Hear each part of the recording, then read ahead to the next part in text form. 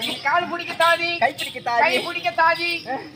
உண்ண உணவு உண்டு, உண்ண உணவு உண்டு. செலவழிக்க உண்டு. அப்பா யார குதிரை வீட்டுக்கு சவுக்கு உண்டு. நான் உண்டு. படுக்கிறதுக்கு என்ன ஆக்கிதுன்னு சொல்ல. படுக்க மெத்தை உண்டு. சரிக்கு தாமரம் உண்டு. தாமரை உண்டு. செலவழிக்க வக்கம் உண்டு. அவன் மெத்து மேல அவன் சும்மா படுப்பானா? மெத்து மேல எதனா போட்டா தானே படுப்பான். ஓ வெறும் மெத்தியில போட்டா நல்லா இருக்குமா? அதனால வெறும் மெத்தியில போட்டா நல்லா இருக்காது. மெத்து மேல எதனா போடு விடு. அதுதான் புத்தி சொல்றதுக்கு பக்கத்துல தோல் இருக்கணும். பாத்தியா, நான் எத்தனை பேர்த்துக்கிட்ட போய் போட்டு வந்து பழக்கம் இருக்கு. என்ன பண்றல புத்தா கல்யாணமானா அவங்களுக்கு மெத்த மேல பூ போட்டு வர்றது. இது முதல்ல இருக்கு ஜோடி பூ போட்டு விட்டுறது இருக்கு. அப்படியா? நான் ஜோடி பூ போடுறேன். அப்படியா? யாருக்கா இருந்தாலும் சரி, எங்க ஊர்ல நான் தான் முதல்ல போடுறது. அதுக்கு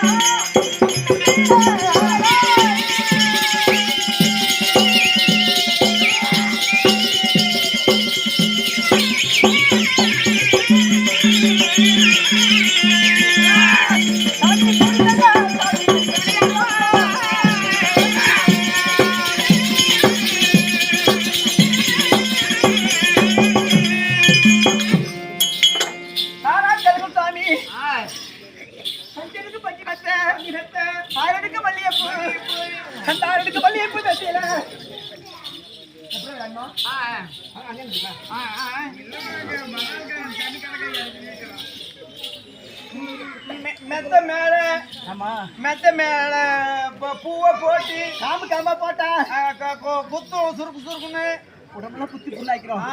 காம்பெல்லாம் பிள்ளிட்டு மலரை மட்டும் தூணும். அப்படி யாரு காம்பு? அஞ்சு அடுக்கு. யாரு காம்பு? மல்லிகைப்பூ காம்பு. மல்லிகைப்பூ காம்பு. ஆமா, அதையெல்லாம் பிச்சுட்டு அஞ்சு அடுக்கு நெத்தியில அரைடுக்கு மல்லிகைப்பூ, மல்லிகைப்பூ அரைடுக்கு பத்தி வீடு. ஆமா, மல்லிகைப்பூ கத்தியில போட்டு கூடி ஒண்ணு போட்டு கூடி கூடி சந்தோஷமா வர சாமி, சந்தோஷமா வாழலாம். வாழ்க்கை சாமி.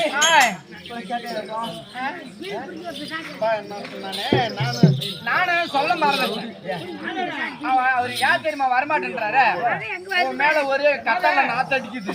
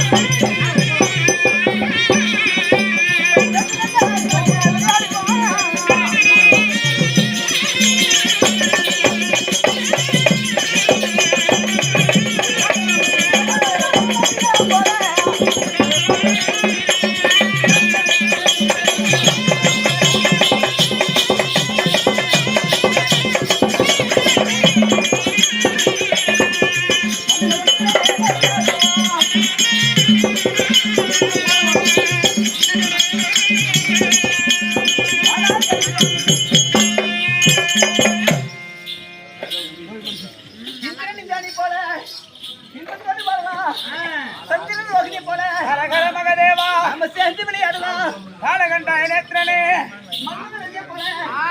மகிழ்ச்சியாக வாழலாம். மகாலிங்காவை போல சிறப்பிலே வாழலாம். சங்கர சம்பவா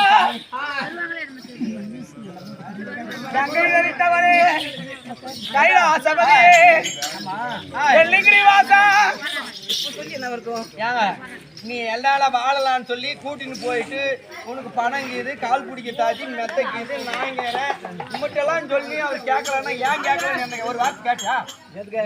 ஆ எனக்கு தெரியாது. கம்மு வாடா.